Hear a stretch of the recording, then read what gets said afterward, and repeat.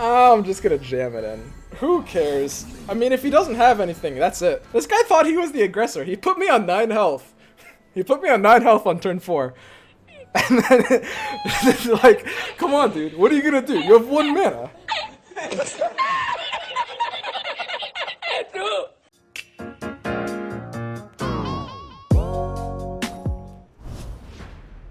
That is a card for you. Yeah, I mean, it's not gonna work like maybe like 70% of the time, but when it does, it just wins you the game. And that's like, that's value enough. That's fine. He's really, really polarizing. He can't be like, I mean, it's not as if I can cut Zeds in this deck, I think. That would, I think, just be insane. Maybe if there was some other champion that was really good, I could go down to 2Z. I could see that. But I mean, it's an aggro ephemeral Ionia deck, right? It's like Zed is just like integral in all of that. So Relic's out. And I think Harbinger we can't keep. We need to mulligan aggressively for a 1. Green Glade duo. I mean, the guy's like Freljord and Demacia. Does that mean he has Avalanche? Because Green Glade is kind of weak to Avalanche. Need to mulligan aggressively for a 1. I think it's fine to keep. I don't know. It's like, it's not going to die outside of Avalanche. This curve sucks. Green Glaive is good. Oh wow, I just realized he's not playing Deny. It's the best card in the game, IMO. That's a hot take. I mean, Deny is a good card. I don't think anyone would disagree with that. But it doesn't belong in an aggro deck, and... I mean, it can't really be the best card in the game. It's a very good card. But it's not a literal jam in every deck that runs Ionia no matter what. It's an aggro deck. Aggro decks can't really use counter spells like that.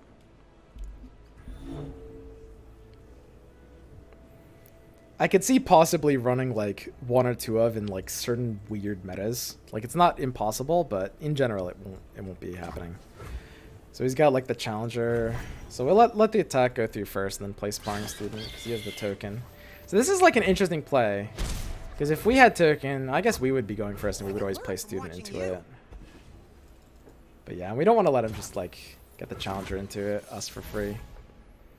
Wouldn't hate that, but no reason for it.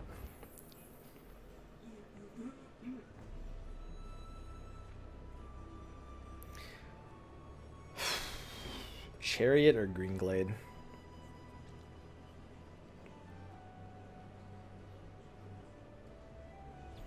I mean, it's always just Green Glade, right?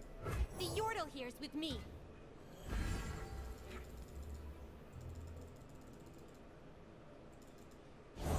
It's kind of the same damage both ways. Green Glade dies to Challenger. Oh yeah, I forgot you could Challenger elusive. That's true. So Green Glade, we want to like get the Challenger out of the way first. Full speed ahead. So yeah, it's Chariot over Green Glade there. This hand is like all kinds of wrong. We have like all the 2s. And we have double Chariot, so it's kind of okay. And he's not applying early pressure, so it's also kind of okay. And he just like skipped it challenging my Green Glade, which is neat.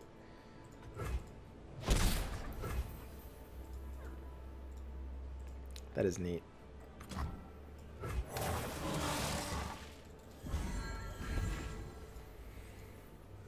So we are attacking on evens, which is great. I mean, Hecarim in hand, attacking on evens is sweet. I like, honestly, it's like, it's possible to not mulligan Hecarim away if you're attacking on evens, right?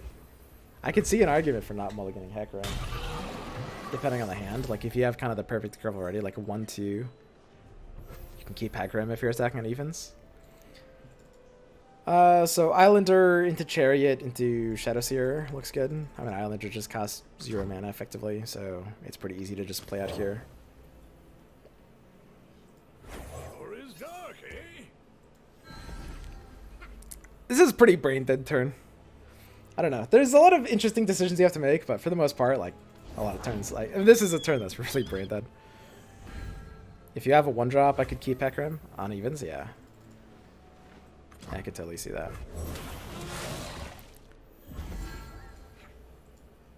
So the thing that's most important... Nah, he passed. He passed floating 3 mana.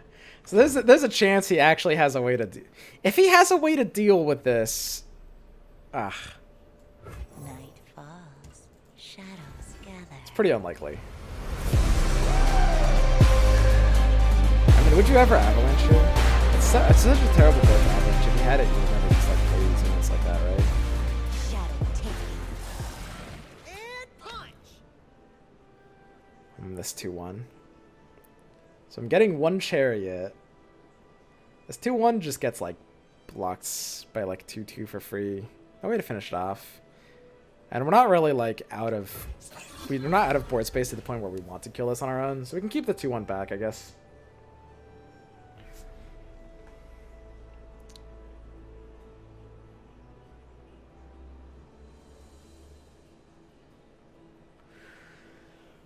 Okay, I mean, we should have a pretty easy game.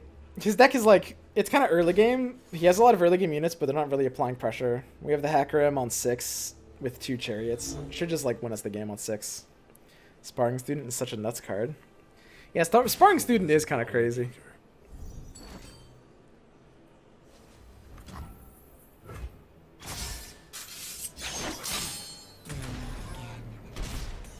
So that's a fairly okay counter, but I have another Shadow Seer in hand, so it kind of doesn't even really do anything, denying the return. Obviously, it stops a bit of damage. But yeah, having one Shadow Seer in your hand is kind of a neat feeling, I guess.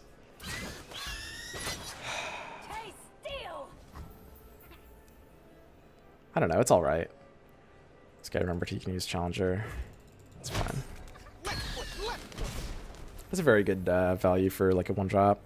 So Harbinger here, Hecarim next turn, Hecarim smash, right? It's as easy as that. We have 2 chariots, so we attack with these 3. Hecarim, so we can't attack with the 2-1, right? Because Hecarim summons 2, we have 2 chariots, and then we just have Harbinger on the other attack.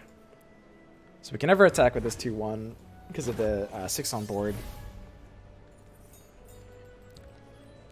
So Inspiring Mentor is adorable, but doesn't really do anything.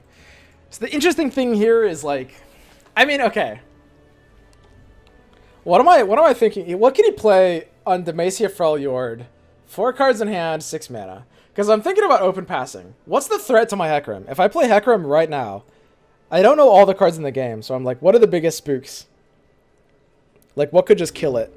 Frostbite? I don't care if his attack goes to 0. I'm fine. Because if there's a big spook, I should just pass, right? Passing after opening this much is kind of a giveaway. When you open past the bluff, you need to like do it early. There's no hard removal in this deck. That's what I'm thinking. Like, I can't think of anything. I don't think there's enough of a reason to be cheeky. We should just slam it.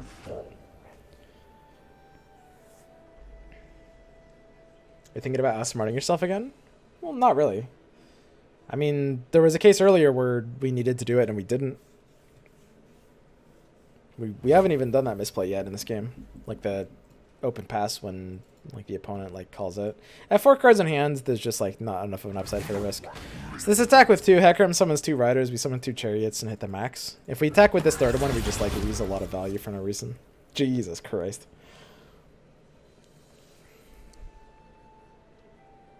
And that's the other thing, like you don't really need more than 2 chariots. Because you can't even really use the third one. So that thing that clones an ephemeral card in hand might maybe be a 1 of instead of a 2 of. We haven't drawn it recently. I do agree, Omega Cow, that it's kind of win more. Because it's only good when you have a chariot, right? You think 2 of? I'm thinking a 1 of. I mean, the second chariot's value. The second chariot's good. It's not even that good. It honestly, the second chariot isn't even that good. It's good, but you kind of only need 1 chariot. Like, you can't really use your board slots so much. Doesn't have to be used on chariot. Yeah, of course. Let's look at the decks.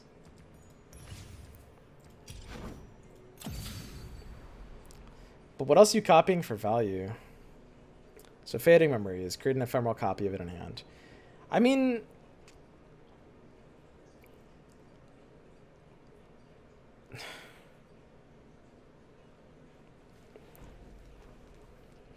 if you create an ephemeral Oblivious Islander, it's kind of like another, you're chaining a 0 mana 2/1 that does 2 damage for the turn immediately, dies afterwards. But it does trigger ephemerals. I mean, that can be a finisher in a lot of games, just memories on Islander. It's hard to imagine a situation where I would want to use memories on like one of these. But it's imaginable. Memories on Conspirator. I probably wouldn't want to play 2 Conspirators in a turn, right? You kind of only need 1 Chariot, but you absolutely need that 1 Chariot, right? Basically, yes. And that's why, like, Fading Memories, that gives me a 2nd Chariot when I have a first one isn't as good. It's like, you can say this is Chariot number 4 and Chariot number 5, but not really, because you need to have drawn the first one for them to activate, and you only really need 1. Silent Shadow Seer. It's an extra strike value.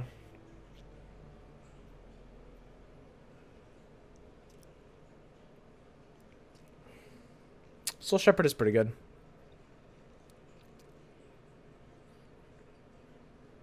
I honestly like Prankster.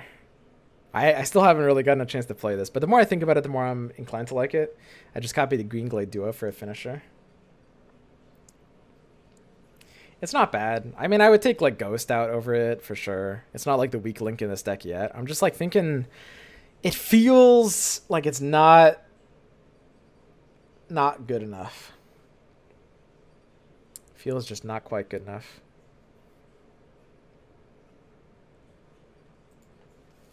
There's a lot of fearsome effects here, right? I mean, efficient fearsome cards are honestly not even out of the picture. Like, Arachnoid Horror is honestly not even bad. Like, what's wrong with just jamming in an Arachnoid Horror? I think at the end of the day, it probably won't fit in, but it's like, it's basically considerable.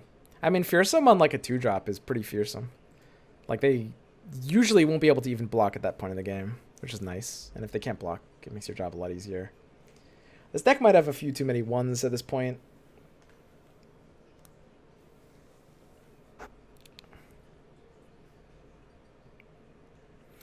I haven't even used Ghost yet, but I think Ghost is just can't really be good. I'm not a big fan of Haunting Relic. I'm fine with it as a 2-up for now. I'd rather like to get out of this card.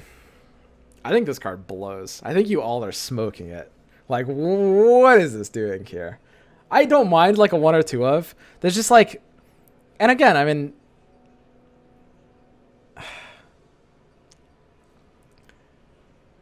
but like, what's, if this is a constructed level deck with this card in it, then the deck is bad. It buffs your Sparring Student and do a Green Glade. Yeah, sure, but I mean, it's pretty rare for finishers to come down to that, I find. Obviously, it's not like I'm working with a big sample size. Rush is kind of pointless. The whole point of Ephemeral is like you don't care if you live or die.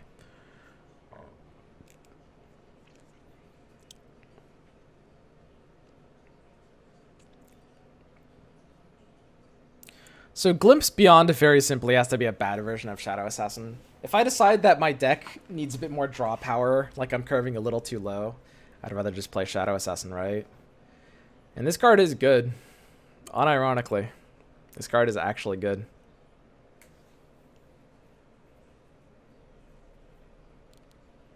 Solitary Monk? Dude, even this is not bad.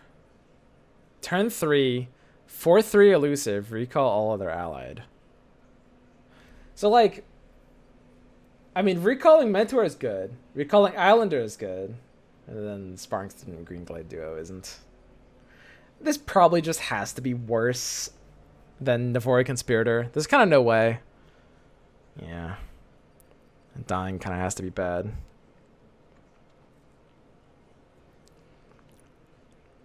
Kinko Wayfinder is kind of funny.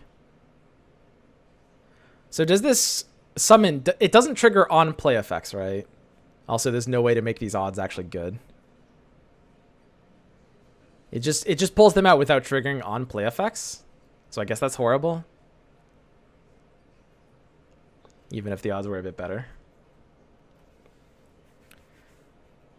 It depends on how much you're using your spell mana. Yeah, for sure. I think for the most part, though, I don't really want to be using... I don't really want to be using too much spell mana. Like, I think I have enough. Enlightened. Oh, yeah, that guy.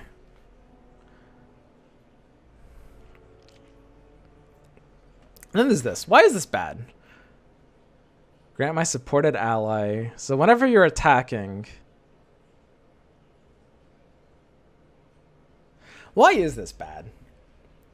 So you want to use it on something that's not ephemeral. Or sorry, I said that backwards. You want to use it on something that is ephemeral so that you're basically just getting like a +2 attack support for free. It's a free +2. It trades with any 2 attack minion and then it's dead. Yeah, but I get 2 free damage.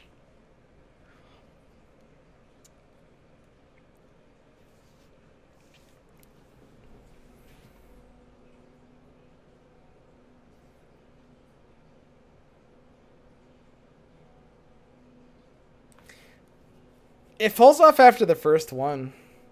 +2 attack. I guess like they're always gonna chump the thing that has the highest attack anyway. It's an efficient stat line. It's quite chumpable. Like when you're imagining, so this is gonna get value at stages of the, like, you know, you bring back 2 shark chariots and they have to block 1. They're just gonna block the one that's bigger and just not. It's not gonna be any difference then, right? Like in situations where they have to block some things, this is not going to increase your damage output, right? In situations where they can choose not to, I mean, it doesn't really do anything there either, right? Like in situations where they let you poke, then it's like, yeah, you get 2 free damage. But that's kind of rare, honestly. And you're usually not even using ephemerals that early.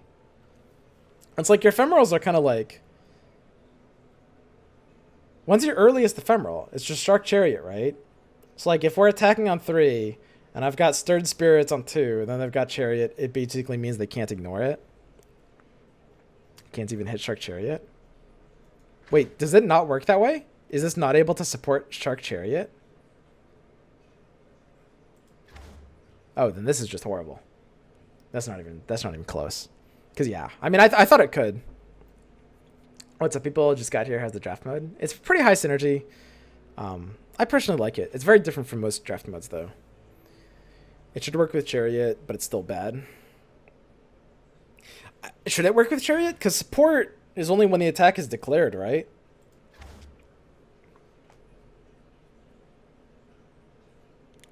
I do agree that it's kind of bad. I'm down to agree with that. We're kind of low on options. I mean, a second Navori feels good. This feels like a 2-of to me. Just keep going with this. We'll probably play this, I don't know, a few more times. Oops. Play it a few more times. Try to like see what I want to do on like 1 or 2 slots. It feels like it's getting closer though. Like 2 Navori feels good. I'm fine with some of them. The thing that creates like 3 tokens, I can't say is bad yet. I suspect it is, but I mean, it's not horrible. I mean, at that point, why not just Prankster? Like, why am I not just playing Prankster? Because it's not like you're playing on a round 2 anyway. And for 1 more mana, you get something that actually extends your win condition quite a bit. Isn't Prankster just a 3-of? I'm not even trolling, isn't it?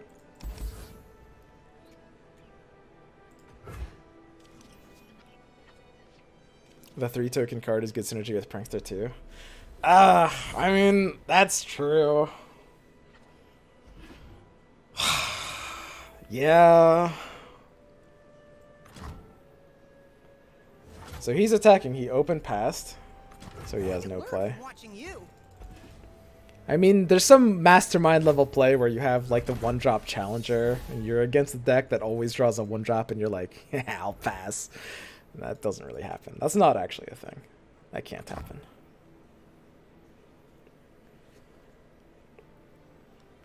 I mean, duo before Chariot, right?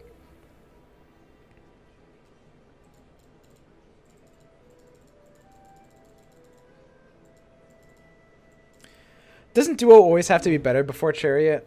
Because like it's elusive now, which means like sometimes he could play something that makes... I mean, if he plays an elusive, then duo feels bad. Chariot wants to attack and it's 1 more damage. Yeah, but if I played the Green Glade earlier, then whenever the Chariot... When the Chariot comes down later, I'll get that 1 damage back. It's the same damage.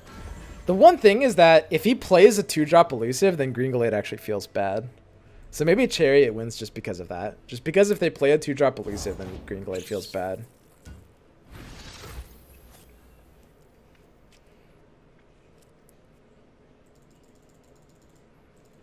Sparring Student is just trading for a 2-2.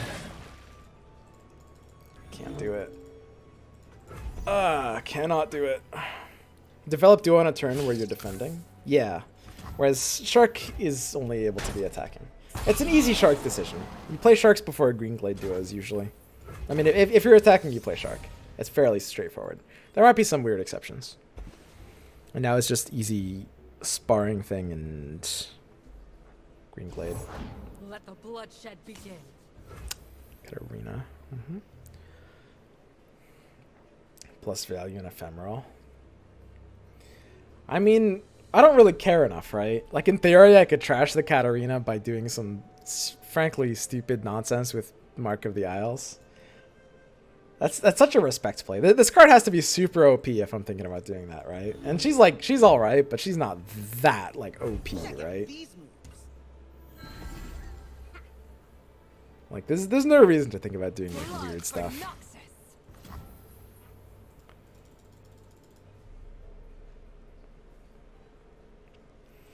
I mean, I feel like he's obviously aggressive.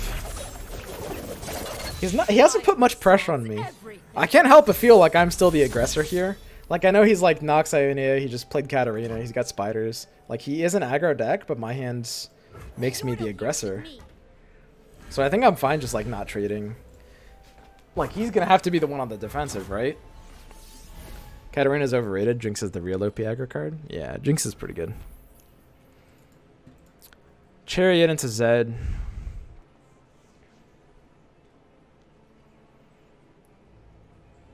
Open Zed.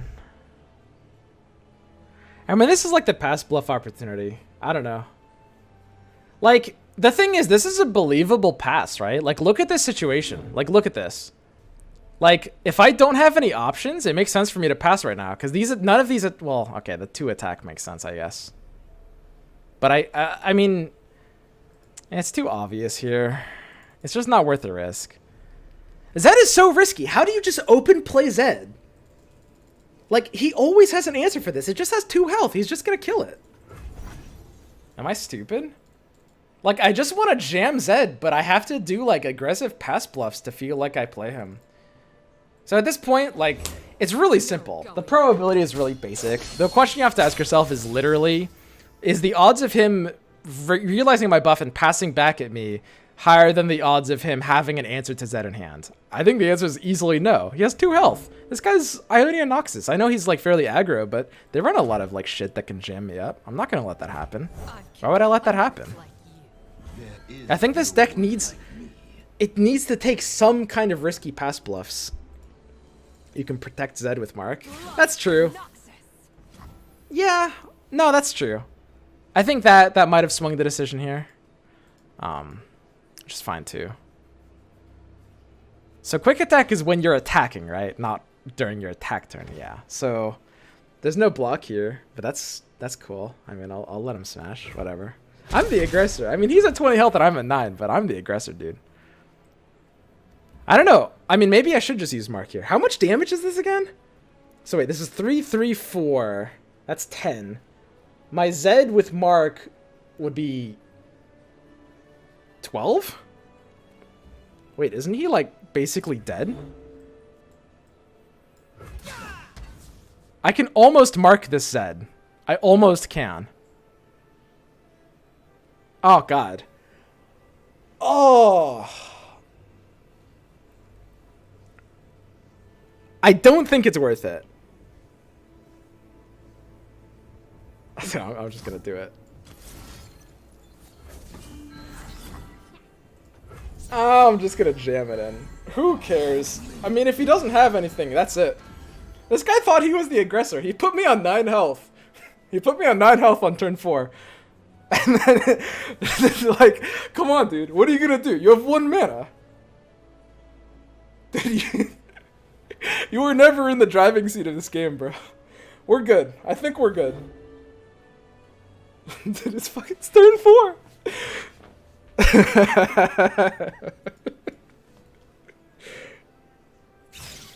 Look at that. He's trying to block. He's